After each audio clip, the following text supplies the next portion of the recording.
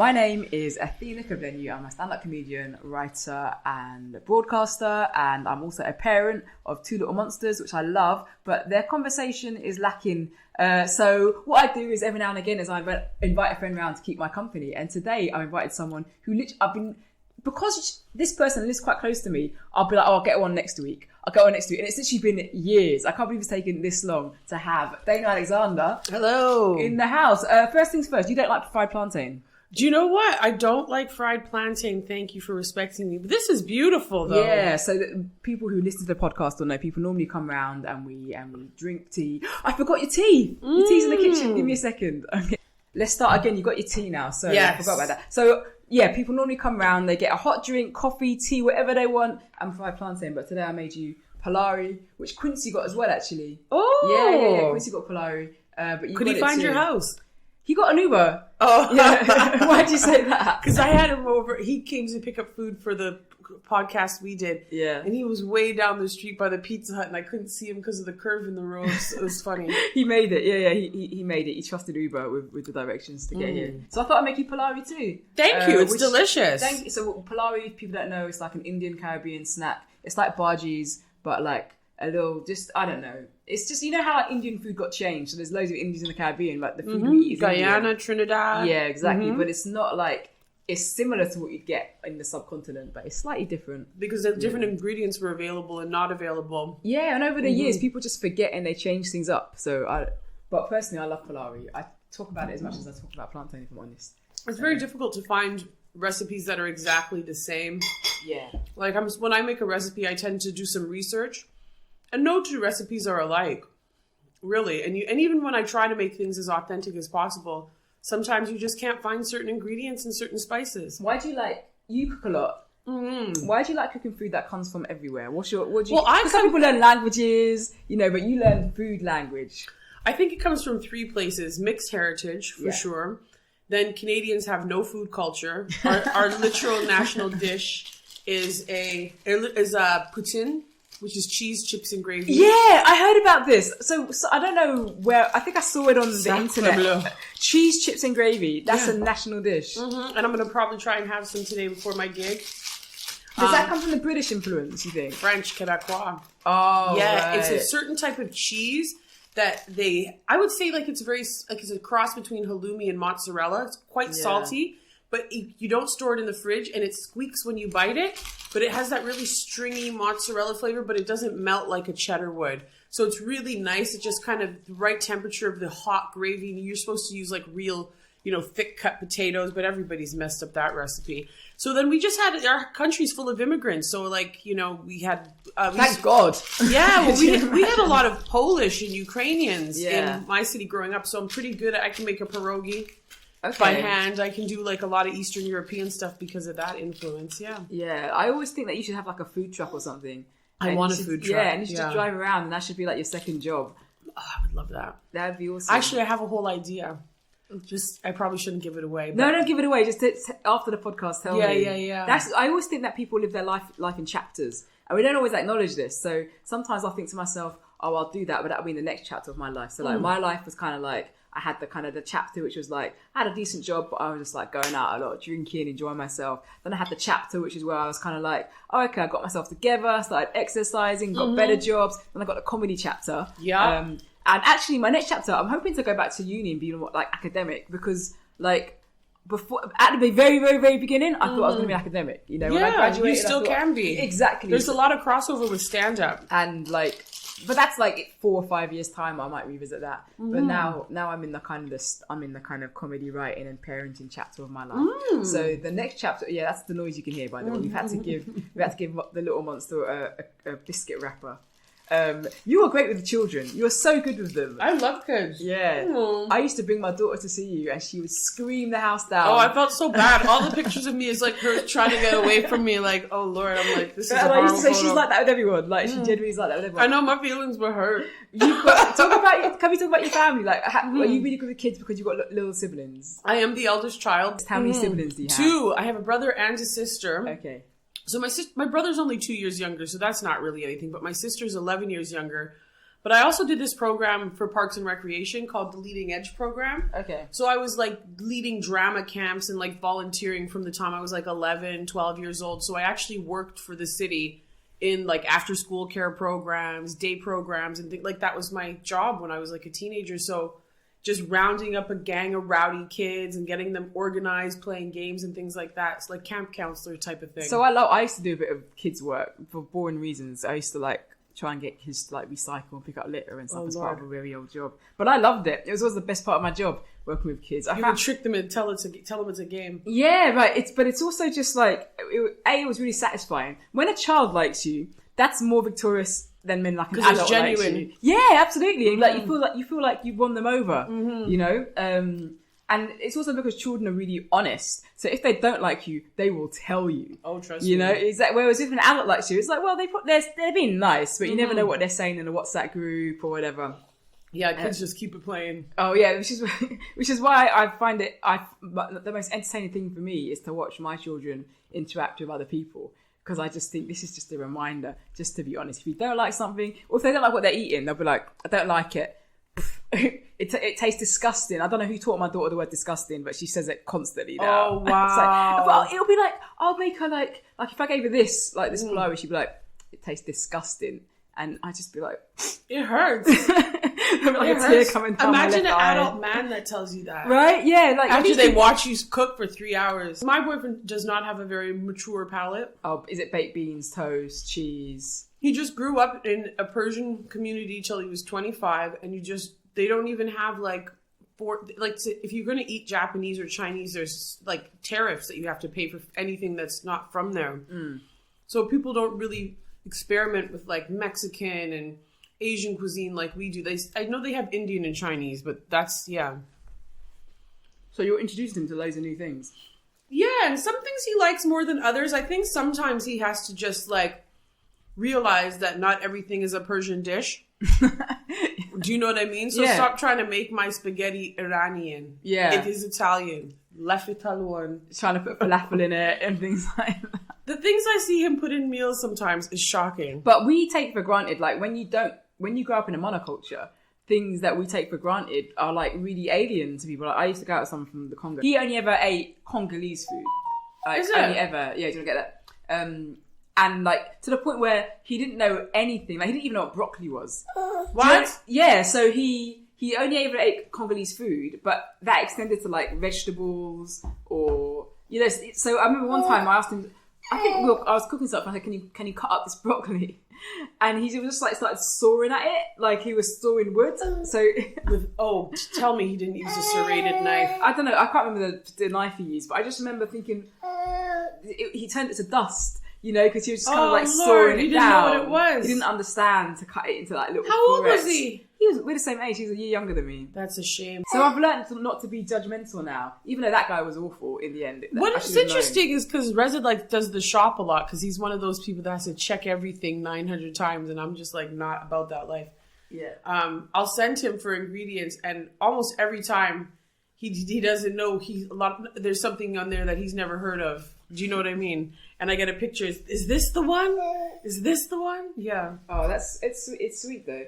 Very sweet. But I just wish I can't eat the same type of cuisine all the time. No. You know what I mean? That's the only part that's not exciting for me as a cook. Yeah. Absolutely. So you see yourself as a cook? I would say I'm a cook. I would never say I'm a chef. God, I don't have that training, but I'm definitely a cook. It's like it's almost like a hobby, but not to like diminish it. It's like something that we do and we enjoy. We try and get better at it. Oh gosh, yeah. I think there's so much people come together over food, and when you're known as a person who's made, like, think about, we eat food how many times a day? Right. If you have the equipment and the ingredients to make something amazing, you will raise your quality of life. And you'll save money. Actually, so I use food as a way to like connect with where I come from. Yeah. Because my parents have really taught me language or accent or anything like that, and I've never been to Guyana. I'll probably never go there. So do you have that kind of connection to where you come from and the place you come from? Well, I'm sure, as you know, Jamaicans, they don't assimilate. They'll change you before anyone will change them. So I had various cultural influences. My dad's uncle, who raised him as a son, who we call grandpa, actually had a restaurant It was a Caribbean restaurant called Original Sam. So I can even remember. This was in Canada. Yeah, I can even remember as a kid being in like his big industrial kitchen with the proper machinery, making patties and stuff like that from scratch. Yeah. So that's going to influence you. That must be part of why you love being in the kitchen so much. Do you know, it's interesting. I think for me, it's really therapeutic, but I do think it is a good way to get in touch with culture. As you know, like I started with the book, you know what I mean? I have to get those desserts done. It's so annoying. I'm really bad at desserts. Let's talk about the book. So this is a book that you're working on. Yeah. Would you like to talk about it? The way that the book started was in 2016 when I had to look after Anthony and Stefan and Leah. Nephews. These are my cousin's children. Right? So they were probably 9, 10, and 15 or something like that. Anyways, one of them, this is right before the Brexit vote. And I remember Anthony saying something like, oh, he's Polish. And I just looked at him in shock. I was like, what does that mean? So what if what do you associate with Polish? I don't even think you know Polish people. Who are you talking about in here? Like, who turned you into this little Nazi? You know, I couldn't believe it. And then I realized, I'm like, you know what? We're going to learn about Poland today. And so I started introducing them as kids to new cultures through food. Right. So I just got one of those A4 notebooks from like the dollar. So when they were in school, I had them for about 4 days. I drew out the Polish flag. That was our first one. Yeah. And then they would come home with their crayons and the pencils and they would color it in. And we would make pierogies and we talk a little bit about how Poland was founded. Famous people from Poland, if we could, any language. So then every day we'd pick a new country. Right. And they got to the point where every time I'd see them, Auntie, we're going to do the cookbook. We're going to do the cookbook, Auntie. So I think we did about 19 recipes together and I put a little map on their wall so that every time we cooked from a certain country, I'd get them to connect the geography with it. So yeah, it actually turned out really good. These are little boys from Walthamstow who are half Congolese, half Jamaican that can make pierogies by hand. Yeah, and it's like, that's not that complicated, right? It's not hard to teach kids about other people, and it's like you've made that effort. And sometimes I think people put too much pressure on the state to make it's too much racism. It's like, well, you have a house and there's people in it. Like, start from home. Like, what's happening? What are you doing? What are we doing? And stay with them. Do you know what I mean? Show them how to use a measuring cup. Yeah. Let them make a couple mistakes. Trust me. Let them oversalt a dish one time. They won't make that mistake again. Yeah.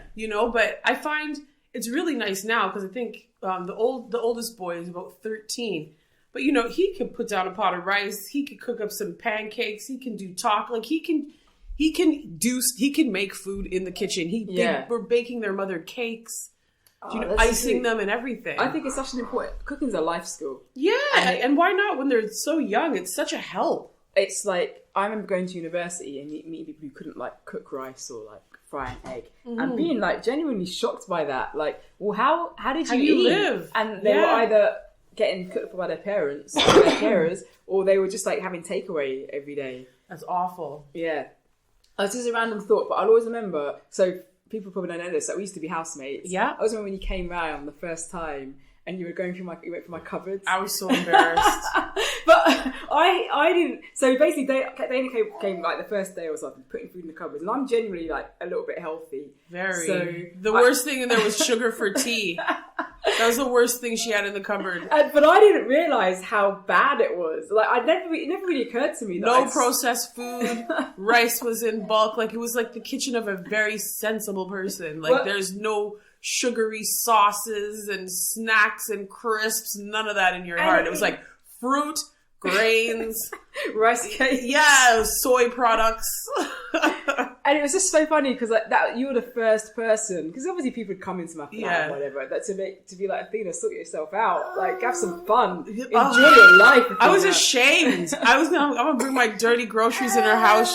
She's gonna judge me. Anyway, before you leave, I'm gonna show you our sugar cupboard. Oh gosh! Yeah, so now you have 900 types of sugar. No, welcome. I've been changed, and my partner's got a sweet tooth. So kids, literally. So I kind of went for the same thing with my partner because I was kind of doing the shopping for the house, and he was like, "There's nothing in the cupboards." The cupboards are full. In your mind, no, you're like, "No, we're making dumplings from scratch. Get the flour. We're baking bread today." Yeah, and he's like, "No, there's no popcorn, there's no chocolate, there's no Haribo," and I was like, "Oh yeah, this is how people live." Yeah, they live. This is how people live. But I forgot. So I'm still on all about that, the good life stuff. But I've relaxed a little bit. You'll be pleased to know. That's good. It is, and it's also good for the kids as well. I don't want us to get bullied. No, well, they don't want to know what a Twix is or whatever. Well, you're lucky. At least they come up with some mixture in their culture in their city. Because I mean, my dad would send me to school with stuff like corned beef and cabbage, and kids would be like, "What are you eating? That's weird. Your food is so weird." That is the story of being a child of immigrants. Though. Yeah, like, just having weird things in your lunchbox. What are you eating? Pig's feet. We were quite lucky because our mum was like sandwiches and yogurt. So every day for our packed lunch, it was sandwich, yogurt, piece of fruit. Mm-hmm. Every day. You can imagine, and we'd be looking at people's school dinners that they would have from like the canteen and just be like the fruit roll up kids. Oh god! But I wanted a school dinner so bad. Really? but yeah, because I'd be there with my peanut butter sandwiches stuck to the roof of my mouth, all dry. Oh gosh! You know what? It's so funny that you say that because my little cousins are on school dinner and they can't handle it because their mom's like a Jamaican woman who properly feeds them. So, like, they're like, Auntie, you don't understand. They want us to eat burger with knife and fork. They were so upset about, like, the lunchroom program. But I look at those lunch dinners and I'm like, that's wild. And Jamie Oliver had that series, right? For a while where he was trying to change school dinners, in America. Healthy. Yeah. Which I was actually against. But I think we should spend more money on school dinners, obviously. Yeah. But I don't think they should be 100% healthy, okay? Because children have to learn how to handle sugar. Yes. You have to learn how to eat a donut and a banana. Of you course. Can't ban that. And actually, when you're at school and you're learning, those little sugar rushes and getting satiated at lunch is going to help you. If you sat down and you're just eating like brown bread with a cucumber, I just thought it was like a bit too much. And the thing I always compare it to is take Nigella Lawson. Okay, all of her recipes are indulgent. They're full of passion. They're full of fat, basically. And for a reason, she can't even use a knife. How did she get a cooking show? So I digress. But anyway, we know how. As it happens, I quite like her, but yeah, privilege everywhere, privilege abound with her. But we understand how indulging ourselves is good for us. It's good for our mental health. It's good for our mental health to eat a Mars bar. You know, it's not good for our physical health to eat it all the time. You're totally right because, like, my partner, he lost a ton of weight since we knew each other, which is why I keep him off camera because it's bad for branding. But I really tried to bend to his. He's trying. I want low fat. I want low carb. I don't want to eat too much meat. I don't want to repeat a meat in the week. Like, he had all these different things. And it got so frustrating. But then he'll stick to his diet. And he does this almost every night.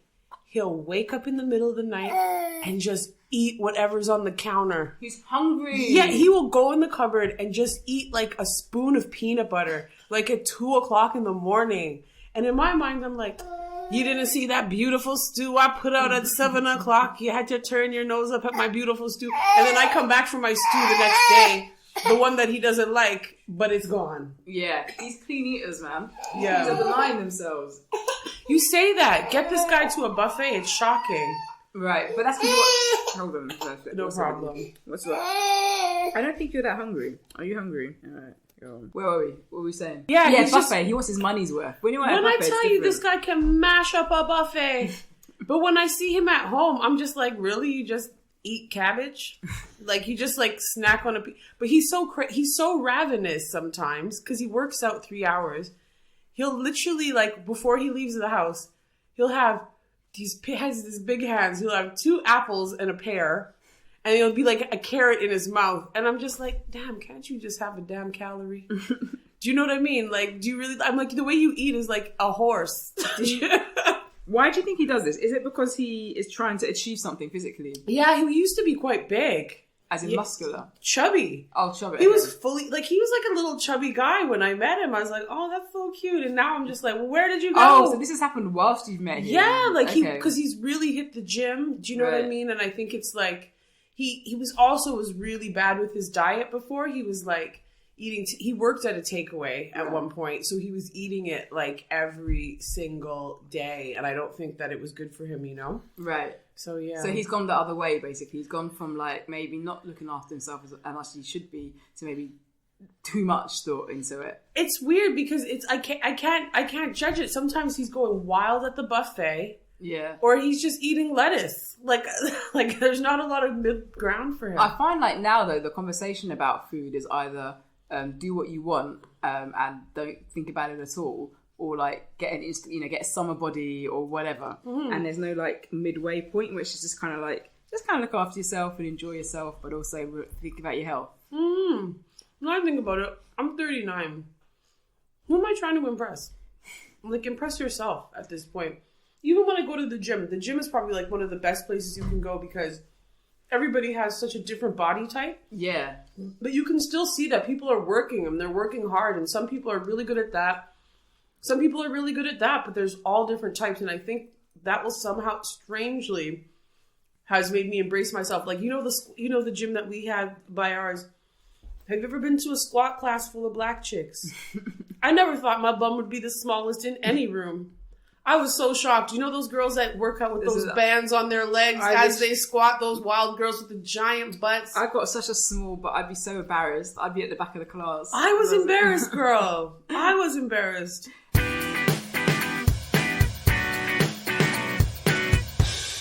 You said you were 39, so we're both the same age. Mm-hmm. We're pretty much separated by just a few months. Mm-hmm. And we're at the halfway point. Really, when you think about it. You notice how 40 is so different in 2021 than it was in 1984? It feels like 22, if I'm honest. I feel like... Watch a movie and see what a 22-year-old looked like in 1960. Or even 1980. They're grown. Yeah. They got nylons and pumps on, going to work with the hair blown out. They're housewives or whatever. Yeah, like, I honestly feel like... when I was 20, if I met a 40-year-old, I'd be like, wow. You're old, man. I can't imagine being that old. But then I look at 20-year-olds and I'm like, come out of here, child. Big people are talking. You know what I mean? It's true. They're like, I can't even, they're like, my partner's 9 years younger than me. And that was not like something I wanted. Right. You know what I mean? Like, does that ever come up, like, over the course of your time you spend with him? Are you reminded? He's so old. He's an old soul. So old. Like, I still jump on the bed in the hotel. He'll be like, no, my leg, don't do this. It's not safe. It's dangerous, Dana. He's like that person, But people have like their physical age and then they have their soul age, And I've always probably been a little bit older in my age. Definitely. When I was younger, I think I was maybe always like 35, even when I was 8. Do you know what I mean? And I think, I don't know, maybe I'll get older. I do really like kitchen gadgets now. Yeah, I know about this. What's the last kitchen gadget you bought? I bought everything over this lockdown. Can I just go through them? Yeah, please. Let me I got the Instant Pot, which is a slow cooker that doubles as a pressure cooker. And that's the pot. I saw it and it just had lots of buttons on it. The thing, it was insane. It's like a computer, but a saucepan. It's amazing, but you can also pressure cook it anyways. My mom sent it to me from Canada. And then I got a air fryer. Okay. And then I got a grill, like a George Foreman grill. It was only like over 10 pounds or something like that. And then I got a waffle iron, same like a little 10 pounds. And then I got a tagine. I love my tagine. And then I got a griddle pan. Yeah. The air fryer is probably the one where I'm like, work. Yeah, but a lot of people are getting air fryers now. 40 pounds. Yeah, and so air fryers, people don't know, they allow you to fry food, but with air. So you use like a tiny amount of oil. Yeah, but also it's less energy than turning on the big oven every time you want to, you know what I mean? Have something, it's just a little, and then it's quicker too. And it comes out like it's been fried. Yeah. Oh. I have to say, like, I have a show on one of my various cooking series called Air Fry Why, where we actually test different recipes. So we'll do one in the air fryer and we'll do one in the real fryer. Right. But yeah, I've had really good luck with spring rolls. Definitely amazing chicken fingers. Basically, you can bake stuff. I baked buns in my air fryer. Okay. So yeah, like I'm old. I am an OG with this air fryer. Yeah. They need to like start sponsoring you now. You need to start being paid to do adverts for these guys. Do you know who I would love? I would love to have like a Norse stock cube sponsorship. Right. Because that's a really good one because you could get so versatile with your different whatchamacallit, you get so versatile with all of your different recipes and series. Do you know what I'm saying? But you Because know what? you use so many things for the stock pot, but like with the air fryer, you can do a lot of things, but you can't do like a roast. Or, No, you know what I mean? But I stopped buying Knorr because I don't know if you remember, it's a few years ago, they did an advert with Marco White about how to make rice and peas, and it was like one of the worst things you've ever seen. He can't cook. Yeah, I don't well, think he can't cook rice and peas. He made it with like green peas, and he just put the chicken in with the rice. And like, can you imagine? So it was like a pot. He made the rice, as you made rice, and he added garden peas, like green peas. He added like the chicken to the pot. Then he added like some Knorr stock cube things, but like 12 of them or something crazy like that. And when it came out, I mean, you can imagine what it looked like. And I'm gonna look that up. Oh my god, I'll find it for you after this. Was it worse than Jerk Rice by Jamie Oliver? Do you know what? It was worse. I will say that it was worse. Stay in your lane. Because at least jerk rice is something you've made up. Trying to make something that exists and doing it in that awful way. Yeah. What's wrong, baby? What's wrong? He wants to go to sleep. Less anxiety with the second one, I bet. Oh, much less. Mm-hmm. It's actually ridiculous how much less, because like you'll just put them in a room and walk out and like not worry about it. Yeah, when I was really happy with the first one, but I didn't want her to be alone. And I was like, well, I live in this nice house, or we live together with my partner. Let's have another baby. That's cool. And it is, you get much less anxiety because you know what you're doing. You know, like I was like, with the first one, I was like on the NHS website all the time. Yes. We must have gone to A&E like 4 times. Wow. Yeah, because you don't know. You're like, oh my God, their temperature was like half a degree higher than it should be, or whatever. Lord. I remember one time we went to this party with her and she ate meringue. And I thought maybe this is bad, but I was like, whatever. And then she was really unwell during the night, so I took her to A&E. You know, and just because I had it in my head that, she ate meringue, no, she's gonna something's all gonna happen. Of course she was fine. It's a meringue. Do you know what I mean? Egg white. I don't know what else happened. Yeah, like I never saw. I'm not really the kind of. I'm lucky enough not to have had to go to hospital that often in my life. Yeah. But I think I went to A&E so often. Like, Athena, come on in, girl. We have your room ready. Yeah. But the healthcare in this country, we've got children's really good. Like, you get children's A&E, you don't have to wait 4 hours. Like, they've got their own special area. GPs are really good. Like, anything. And GPs encourage it, you know. They're like, you know, when you've got a baby, they're like, just call us. Don't hesitate. Because at the end of the day... You don't know. Exactly. If 1,000 parents are paranoid and one of those kids has got something that's worth catching. Yeah, of course it is. Childhood illness is so devastating. But yeah, it is a lot easier. And it's easier in other ways too. Like, you don't have to buy as much stuff. Yeah, you already have half the stuff. You have the stroller and the high chair and everything else. Yeah. Car seat. He wears her clothes. I noticed. Yeah. You just stick him in her. That's right. Like, I gotta buy these kids yellows and greens. It's a good idea. Try and buy gender neutral stuff when you've got kids. So when you have the second one, you're not putting fairy wings on your son or whatever. not that bothers me. Like, but I do think there's a point where you have to draw a line. Like, so there's some stuff that I won't put him in because it's too much. My daughter had like a ballet outfit, and I was like, no, we're not putting my son in it. He may put himself in it. You never know. Exactly. When he's old give enough, him the choice. Yeah, he can choose that for himself. But I'm not gonna make him make life harder for him as it is. Yeah. But he wears tights because, as you can see, their socks fall off all the time. The answer is tights. Put your babies in tights, no matter what the gender. Okay, don't worry. We gotta get over this stuff. It's ridiculous. It's boring, and it's making our lives. Why do things that make our lives harder? Exactly, you know? To fit in with these gender. None of us fit in these gender roles. None of us really fit into. You know what I mean? Yeah, that's the thing. We're not even that invested in it. Like the way people get so angry about the idea of gender being a construct and it being a spectrum rather than like a binary thing. It's like, but this is it. It's easier that way. Our lives are easier that way if we are free to choose what we want to do, what we want to do, whenever we want, however we want. Exactly. And I just don't know why it's someone else's business. I have a little bit of a theory, though. Like, one of my friends, he was a drag queen, incredibly flamboyant. His brother stayed in the closet, was like, you know, captain of this football team and all that stuff in high school, popular, dating lots of girls, but he was gay. And he actually really resented how gay his brother was because he felt like he wasn't allowed to do that. You know what I mean? Like, did he come out in the end? He did, and then he eventually said to his brother, he's like, I was just jealous. You could be as gay as you wanted to be, and you just did whatever you wanted, and I always wanted to, and I just never could. And he's like, oh girl, they broke my arm twice and my nose. Do you know? Yeah, that's a bravery. Especially, it is. I mean, okay, I don't want to be one of those people like, oh, things are better now. Like, they're not. but I think they're better than they were. Definitely. 10, 20 years ago. And it's an act of bravery to be queer, especially as a young person. It's so funny, little Stefan, who's like so butch. Even now, he's like, he sees a rainbow and he goes, LGBTQA. Oh. Like, he just says it. Yes, but he does it in such a way like a dad who just decided to accept their kid being gay. But it's funny because what I find really interesting is in my family, homophobia is so prevalent that I know lesbians that are homophobic. Right, in your family? Yeah. Fully. And it's shocking to me because you're acting like a girl. And I'm like, you are the biggest, like, most macho man even on this street. Yeah. You with your girlfriend here. How are you going to tell this? Do you know what I'm saying? And that's also, a lot of that is also women are as invested in patriarchy as men. Mm-hmm. So when she's saying, I'm all right to be masculine, but you can never be feminine, that's patriarchy. That's basically saying to be feminine is to be less than. Yeah. Mm-hmm. And it's funny because he expresses himself in ways like when he plays video games, he always picks a girl character. Oh. Yeah. I think, and also that's obviously your influence as well. Like you being around these kids, they're allowed to express themselves. Oh no, you influenced this.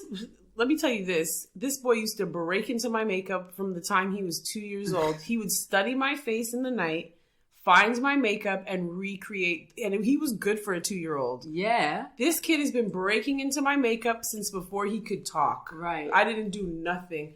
He wanted him to wear his sister's clothes. I didn't push any of that onto him. This is just who he is. Yeah, and it's a lot of boys wear their mummy's clothes. They walk around in their mum's heels. It's like a cliche. My brother, we used to take my mom's bras and stuff them with, like, after the laundry came out, stuff them with clean underwear and socks. And my brother would think, oh yeah, we would work. Totally. It's playing dress up. And my brother used to never get, who's gay? Used to have this like little motorbike. My dad was always trying to butch him up, and my brother would never get on it unless he had his pink purse. So there are pictures of my brother like fully with his pink purse from the time he's 2 years old. We took him when he's like 4 to Toys R Us to buy anything he wanted. He wanted a Minnie Mouse broom and dustpan set so he could be with mom. Yeah. Do you know what I mean? Like, he was just a very different kid to me. Like, he would watch a pound cake just rise in the oven for 45 minutes. He sounds adorable. Wow, this is boring to me. I'd be like, come on, let's destroy the house. Yeah, and I think it's quite funny watching my two, seeing their differences, even though there's 2 years between them. Like me and my brother. Yeah. And like, so my daughter, and it's kind of similar actually, because my daughter's wild. She just like runs around, put her clothes on, she rips them off again, starts running around. What's so interesting about her too is she has a twin cousin. Yes, she's got a twin cousin in Australia. I'm sure you've told that story before on this podcast. You know what? But I haven't. Yeah, but some people might not know this, but I had a baby on the same day as my twin brother. So we're twins, and our cousins are born on the same day. Yeah. Can you imagine being a grandma twice? That must have been so wild for your mom. I've been told that when jumped, she's not a young lady. My mom, there was like clear air, maybe a foot of air when I gave birth. So my brother's girlfriend had her baby, and then I had mine. But she was so desperate for grandchildren. Oh, she had 2 in the same day from both her kids. Honestly, job done. If the power of prayer, that's the only way I can account for the amazing coincidence of having a baby at the same time as my brother. My mum was so desperate, especially with a twin. Yeah, it's just the twins are connected on some psychic level. I prefer it just to be a coincidence, if I'm honest. Just a mad coincidence. But it's what kind of amazes me about it is it almost feels like we're in the Matrix, and it's just a program that the Matrix wrote. Yeah, what's happening for my mum to have wanted grandchildren more than anything. Like, she just had much more grandchildren in her house. She started dressing you as a baby.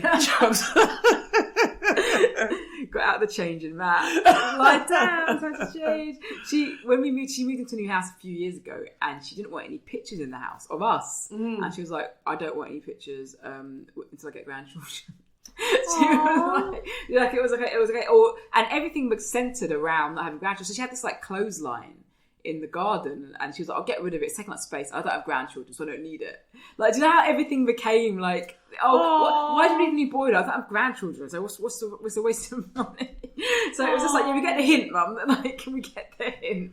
Wow. There's a lot of pressure. I was so different. I remember once when I got some big gig, I told my mom, like, I have a surprise for you. I was 29. She's like, well, I hope it's not that you're pregnant. And I'm like, I'm 29. You I'm should be allowed. like, I should be allowed to have a kid now. But like, I think my mom would be like, so what are you going to do now? I told her I was having a child. You know what I mean? Do your brothers have kids? No, he's gay. Well, right, but I figured maybe that they could have had kids. Oh, no, he's also very selfish. Oh. And so your parents never put pressure on you or your brothers? My dad, but then he just took over his wife's grandkids. Yeah. So now he's a grandfather to those kids. Right. Yeah. So that he gets satiated that way. Yes. They think of it because they were born and he was married to their grandma, so people think of him as grandpa, right? Yeah. I put my mum's life of grandchildren mostly down to kind of like where she comes from. Like, what else do you do with your life? Yeah. Do you know what I mean? Like, what are you going to do with your life? Like, once you've done everything, once you've worked, once you got your house, once you've got your career, right, now you've got to pass it on to someone, It's true. And also, like, we don't have much family in the UK. Like, we've got, like, a couple of cousins. Okay. But really, it's kind of like, in the UK, it's my mum and my brother, and then my other brother's in Australia. Oh, okay. So I think a lot of it is, like, what will I do without grandchildren? Family and like, grandchildren, retirement plan, hey. Well, look, hey, baby. Well, I'm thinking about we'll see who's changing whose diaper. Listen, I'm thinking, I sit here and I do think to myself, it is a bit selfish, but I think, when I'm old. But you know what? The good thing is you had them at the age that you did, because, like, I'll be old too when my mom's old. Do you know what I mean? Like, this one comic, she had a joke about, I can't wait till you die. She's like, I had you very young. We're really not that different in age. We'll be in the same old folks home, okay? So you'll be hanging out. You'll be in the hospital getting the same hip replaced. Exactly. You can borrow mine when I'm done with it. Do you know what I mean? There's something to be said for having children young. Like, we do tell our children, don't have kids, get your degrees, do this. But actually, I think there's something to be said for having children in your early 20s. And getting it out of the way seems like the wrong term, but like, I just sort of think you have a longer relationship. Yeah, you do, and you can work and have children. I mean, that's what you did. You do it, yeah. Everybody did. My mom had me when she was 22. My dad was 24. She was a crazy woman, though. She was finishing school. Yeah. She had a job at the bank. She's like taking us. We're in Canada, taking us to school in a toboggan. Where is my dad? Do you know what I mean? He was around, but he wasn't like. He was still a kid. Like, he wasn't. Like, even when my dad, you say it's nice, but even my dad, the 24 years between us, he'll take us to the food court. Where's dad? Can't find him. He's in the arcade. Do you know what I mean? Playing racing games. Yeah. Like, you go to Chuck E. Cheese with your dad, you can't find him again. He's living his child life. Like, but the good thing is, they can race with you. They're young enough to throw you up in the air and things. They can scare the hell out of you too, because when you're quick when you're 20. In your 20s, like, you run up the stairs. My parents could still carry me up the stairs. You can't get away with nothing with a 24-year-old parent. Yeah, like, my stepmom had my sister when she was 42. My gosh, my sister was getting up to her nonsense as soon as her mom hit the pillow, which was like 7:00. Do you know what I mean? I think I just snuck in there. So I had my first when I was 30. I was about to turn 37, so I was a month away from 37. So I still had those. My knees still work. I can still bend over, pick things up. I can still. Well, you're very healthy and you're light though too. Do you know what I mean? Yeah. I'm light. So thank you for not saying mager. But you're just a smaller frame. Exactly. So you can be a bit. I definitely I'm chasing my daughter all around this house. Yeah, all the time. But you also had fitness. You were, you know what I mean. You were going to the gym. You were cycling, and it makes a difference. Yeah, it was mad. I did lots of exercise when I was pregnant, and I'm really grateful I did that. Totally. You don't get a chance to exercise when you've got your kids. And also, too, do you ever look around at people your age and you're like, damn, what happened to you? Yeah, all the time. It's the most bad mind thing that I do. It's even worse when they say they're younger than you. And you're like, oh my God. Like, I'm in those trousers? Because sometimes, I have to say, because it's not bad mind, because sometimes it's a choice. Yeah. Like, I'll never forget, I was a drummer that I used to dance African. I didn't know how old he was. Those musicians, you just can't tell how old they are for like a 35-year span of their life. And he saw these two just very unfashionable elderly people. And he started, kind of, what are they doing? These two, they look crazy. And I'm just like, can't you just be nice? These are elderly people. He's like, what are you talking about? I'm older than they are. Do you know what I mean? It's a choice. If you want to dye your hair blue and wear those terrible shoes, do you know what I mean? And like, wear your mom jeans to the bank or whatever you wanted. That's a choice. Yeah, you age yourself. Like you don't have to be like, you don't have to think, oh, I'm 70 now, so I'm going to do what 70-year-olds do. You can be yourself. It's true. You know the one that gets me, and I'm still trying to think of one guy that I know that looks cute with half a head of hair.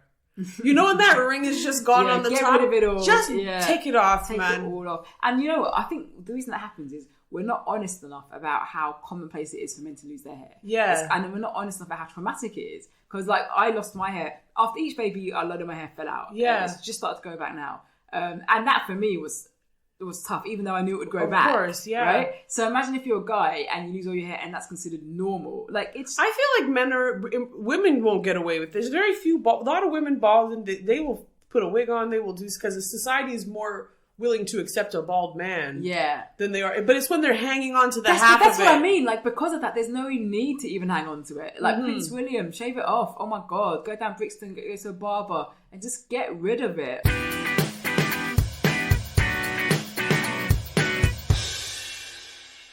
Have you been watching High Life? No. So it's like this. It's like Made in Chelsea, but with black people. Oh, that's exciting! Yeah, I'm on it. Channel 4. Yeah, like catch up with it. It's only like on the 3rd episode. Okay. The makeup the women wear on this show. I just want to get a wipe and just wipe. They layer it on. And the lashes. So are they lashes? I don't know what happened, right? But lashes just got long. Just one day. How do you hold your eyes open with some of these lashes? The house, and I was like, why is everyone wearing these huge lashes? Where did this start? I had them on for a moment, but they weren't huge. This is definitely where I'm getting older, because that's something that I personally wouldn't do. And when my daughter does it, she probably will do it, because that will be on trend when she's old enough. I'll be like, what is going on there? That trend is never going away. Yeah, but it's so the lashes are wild, but the makeup is thick, like it's been troweled on. And I just thought because they don't have their color and they have to do full coverage instead of just correcting. Yeah. That's probably the case too. But we're lucky because we probably could use each other's cover up. Yeah. But they have our tone in the store. They don't have a lot of our friends' tone is like they got like 3 black girl colors in there. Yeah, that's part of it too, like not having available makeup. Definitely. But it's when you watch the show, a lot of it is like they're just lathering it on. And are they Jamaican background, African background? Nigerian. So Nigerian and Ghanaian. I think there's a Jamaican guy in there, but most of the cast is Nigerian and Ghanaian. That's hilarious. And mega rich, so they're like billionaires. Okay. They're like millionaires and billionaires. Do the Ghanaians look down on the Nigerians? No, not at all, actually. Because that's what's really nice about the show, because it's not really, it's about like, in fact, there's one couple which is a Nigerian woman marrying a Jamaican guy. So then it's like the cultures coming together, it's really beautiful. And actually, now I think about it, there's not been much crossover between the communities. So you'll see a little bit about Nigerian family, then you'll see a bit about Ghanaian family. So maybe later on in the show, they'll start to cross paths again. But there's not, it doesn't really have any of that kind of, that hierarchical. I still have culture shock with Nigerians. I'll just say it. We live next to some Nigerians, and when they talk on the phone outside, you think they were in your house. But that's like... The volume on some Nigerian people, it's startling. But I would say the same about Jamaicans, though. Like, this is what people say, like, Nigerians and Jamaicans are the same Similar, people. But we don't have that boom in our voice. Like some Nigerians, I don't know where they have so much volume. It's like they're speaking from their chest, like it just amplifies. So Ghanaians, like, we're seen as quite quiet. Okay? Yeah. But we come from a country with about 35 million people. If you ever go to Ghana, go to Accra, it's noisy, it's a bit rowdy, but it's fine. My dad was there for all the pandemic. Right. So Lagos, right? Like Nigeria, biggest city. The population of Lagos is like half the population of Ghana, right? So just imagine how loud you have to be to exist in this place. Yes. Like, it's just like the largest population of black people in the world is Nigeria. More black people live in Nigeria than any other black country in the world, right? Wow. Don't tell too many people that information. But I just sort of think, if you think about that psychologically, like it's a busy, crowded place. But if everyone's yelling at that volume, how can you hear everybody? Your body will just shake. Like that I don't know. That's one of the reasons why I'd love to go to Nigeria, particularly because now my kids are half Nigerian, but also because I want to experience. I've been to Ghana many times. A lot of the men are very forward. Like the ones right from like, you are very pretty. I want to go on a date with you. I'm like, I tell my partner about all my experiences with Nigerian guys, and it just makes him laugh. I'm like, I'm telling you, man, they're fast. And I'm Jamaican, so I'm ready to be sexually harassed in these streets. Okay, But like they step to you different. Like Jamaican guys will be more sexual and more like wow, beauty. You know, they're not so front page, but like with African guys, I feel like they're like, no, I like you. You're the one, and they're like more focused about it. And I feel like they probably wouldn't go on with the same nonsense like the Jamaican dudes a lot of the time. Like there's a lot of, you know how it goes, girl. You know what? They're more family orientated, I think, Nigerians. Men are men, oh my God. That's true. But I feel like you see more marriages survive in Nigeria than versus in Jamaica, you know? I think there's definitely a conversation to be had about the diaspora in Africa, and that there are challenges being descendant from enslaved African people that definitely you don't have if you come from the continent. And I think, what did they say? Nigerians are like the most highly educated sector of the American population now. Do you know what I mean? That doesn't surprise me. Yeah, education is so... I've seen villages, I can't remember this one village where there was it Boko Haram, or where they're kidnapping kids. So the whole village had to stay together, and they'd sleep near the hospital. They'd walk the 2 hours there just so they would be safe. And these 3 boys didn't want to do that 2-hour trek. So they found a cave. Half their family had been slaughtered. They found a cave. They all lived in this cave, these 3 boys, just by you know what they do when they get home? They study. Or they clean the flooding that happened in the cave. But when I was like, to see these kids just trying to like avoid being, you know what I mean? Yeah. Kidnapped as child soldiers, sitting in a cave, studying their book. Just culture of education. I went to, this is a long time ago now, about 10 years ago, I went to the north of Ghana, which is more impoverished than the south. Okay. So you're more likely to see that Africa that you might stereotypically think all of Africa is like villages, huts, things like that. But we visited a couple of schools. And the school, I was writing for a magazine at the time. So they knew we were coming and we were going to like observe a lesson. And they said, and we were invited by the teacher to watch 2 rival schools come together to do a debate. And it was a competition between the schools, and they had to debate something. And I just laughed. I can't remember what they were talking about. Oh, what were they debating? But anyway, so we watched it, and it was a real privilege actually, because we went to the schoolhouse and we saw the visiting school do their bit, and then we saw the school we were at do their bit, and then had a debate. The devastation of the losing team, I've never seen anything like it. They were so invested in this particular competition in school, and I just thought, in this country, you do stuff like that with schools. It's like you get it out of the way, then you leave school and you smoke in the school grounds or whatever. Like it was like that. It was just, they were so passionate. About. They're serious. It was like the FA Cup. It was like the World Cup. Yeah, to them. And I just remember thinking, wow, that is just that's the solution though, isn't it? That's what you want young people to be thinking. Even though I wanted them to be like, it's cool, man, it's just a debate. Yeah, well, no, there's a lot more at stake and opportunities that can be gained and lost. But you know, back to your really quickly, what I picked up on was the hut. They all think we live. If you go to Africa, a rondavel is the perfect place to be. Yeah, absolutely. Do you know what I mean? When all this Western housing, it doesn't always work in these situations the way that they flood, at least with the rondavels, the way that they're built. Yeah. They're so good in heat. They're so, you know what I mean? It's so funny how we primitize some ancient ways, but it's like, no, it was this way for a reason, and it works for this. Like, it's appropriate. The famous story is corrugated iron. So when Westerners went to lots of African countries, particularly in Ghana, that's the story, they ripped off all the thatch roofs and they replaced the roofs on buildings with corrugated iron, which rusted. So with the thatched roofs, you had a waterproof roof that you just replaced, and it's sustainable because the straw you use is in so inexpensive. It's inexpensive and abundant. And with corrugated iron, it rusts, and then when it rusts and you replace it, what do you do with the roof that is damaged? It's the other, exactly. It's garbage. So you just create. I mean, there's literally hundreds of thousands of tons worth of rubbish on the continent, which is just stuff European. You know, this idea that, you know, civilization. What is civilization? How do you even define that? But just to import these Western ways in completely different scenarios, you know, it didn't work so many times, and I don't know why they thought they were such an authority, or as if they had nothing to learn. Of course, we do. Of course, white, so it's better. But but some of them actually know the truth. I was listening to a lecture. I think it was at Cambridge or Oxford. It was what's his name who wrote Natives. Oh, Akala. Akala. Yeah. It's so interesting how many scholars, the lengths that they went to distort the truth of Black Africans. It's like shocking. If you go to the Fitzwilliam Museum in Cambridge has a whole area dedicated to how people try to deny that Egyptians were Black Africans. I want to go. You know, oh, it's brilliant. A few years ago they did an exhibition called History of the Afro Comb. And that's how I got to know this museum. Otherwise, I'd never. Have you been to the Slave History Museum in Liverpool? No, I've never been, and I've never been to Liverpool. Deliso did a comedy residency there. Yeah, recently. Yeah. This would have been about 2 years ago. Yeah, I'm not surprised. They do a lot of good work. That museum. I'm always seeing things that they're getting up to.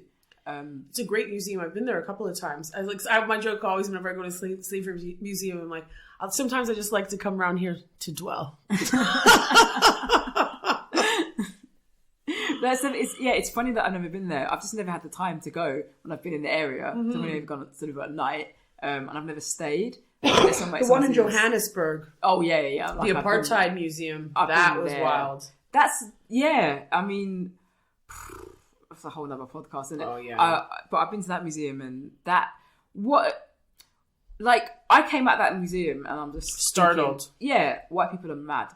You're just mad. It's very difficult to try and rationalize the mentality of that kind of racism, because ultimately everyone has the capability of being racist, and we know this because everywhere you go in the world, you can put a pin in the map, you can find two people who don't like each other based on where they come from. Anywhere you go, I think, but to South Africa, like they took it to a level which is just. Like, where is the benefit? Why are you even... It's financial. It's always financial, right? And so to invent...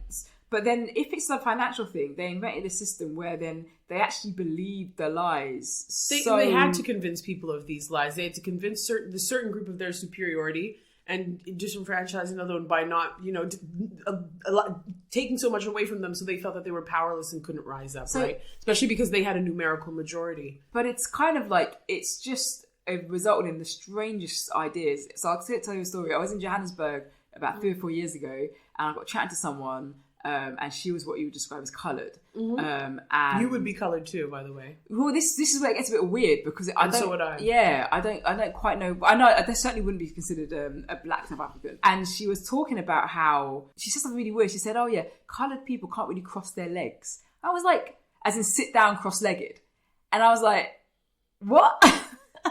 I was like, and it was so stunning. I was like, I can't remember why we were talking about it, but we must have been talking about something that involved sitting on the ground cross-legged. She was like, oh well, it was a bit hard for me because coloured people we can't really cross our legs, like that real belief in the biological racism that there were. So it wasn't even you don't earn more money because you spread that lie. So the most strangest and most pointless you kind of scare a lot of people out of the competition.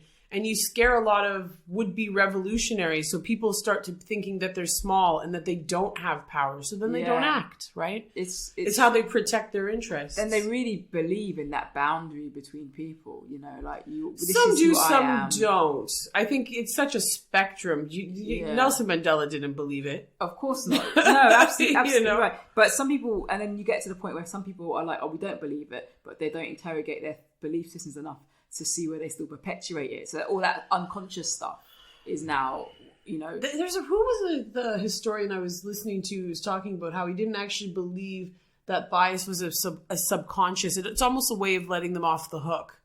Like when you look at someone like a Jenny Cooper, when she's like, I'm going to tell them that a black man, someone who is very, but there's certain people that do certain things and they might play stupid, but they know. Do you know what I mean? I will always say subconscious and unconscious bias is real because it's unconscious in society. So the same way that it's... You'll accept. Yeah, the same way that it's it's almost like maybe institutionalized is a better word. Like the same way it's institutionalized in our systems, those systems and the way those systems the program automatic prejudice. Exactly.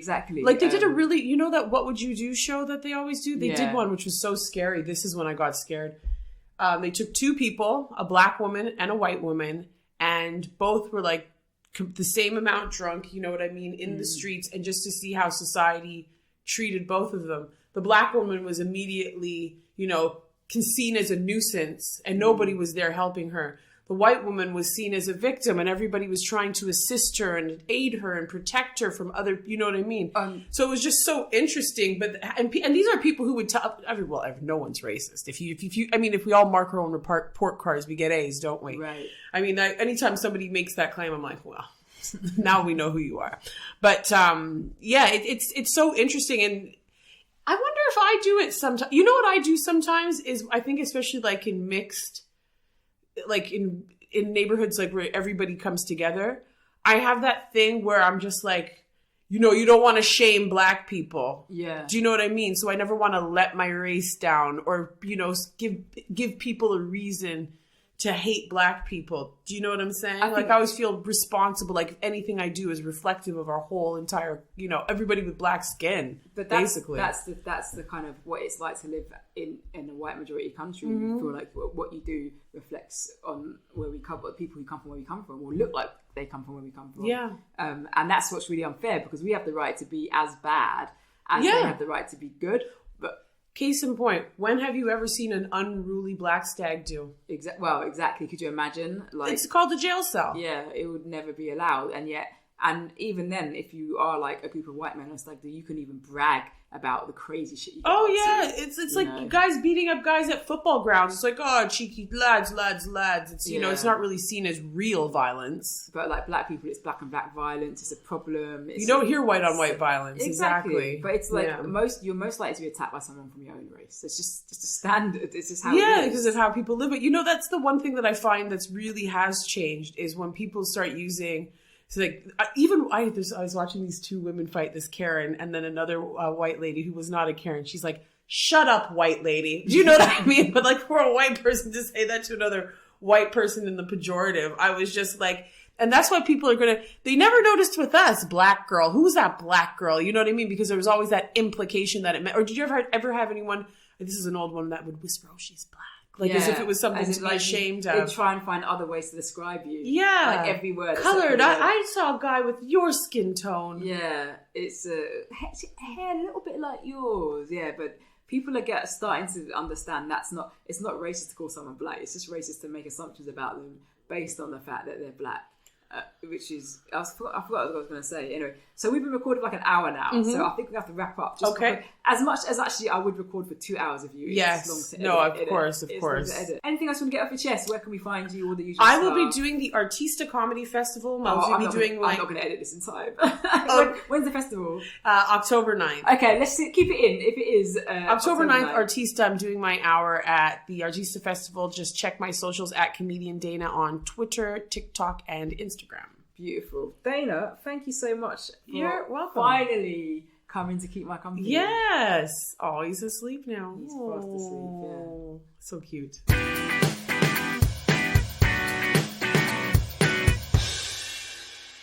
That was the fantastic Dana Alexander, who finally came round to eat some Polari. Really pleased she made it, and really pleased we had that chat. We genuinely could have gone on for about 3 hours. Seriously, we genuinely could. So I hope you enjoyed that conversation. As you will have realised, I did not get this podcast out in time. So sadly, if this is the first time you've heard about it, you did miss her performance in Brighton on the 9th of October. But not to worry, that was recorded and hopefully that will be available for you to watch. So please catch up with her on her socials. Comedian Dana on Instagram, Comedian Dana on Twitter, and you can find Dana Alexander on Facebook as well. This has been Keeping Athena company with me, Athena Koblenyi. Thank you so much for your continued support and welcome if this was the first episode you heard. If you liked it, give it a like, share, comment, do what you do with podcasts that you like on the platform that you use. If you want, I'm not fussed, I just do this for the crack. I hope you enjoyed this. Thank you again for listening, and we will catch up next time.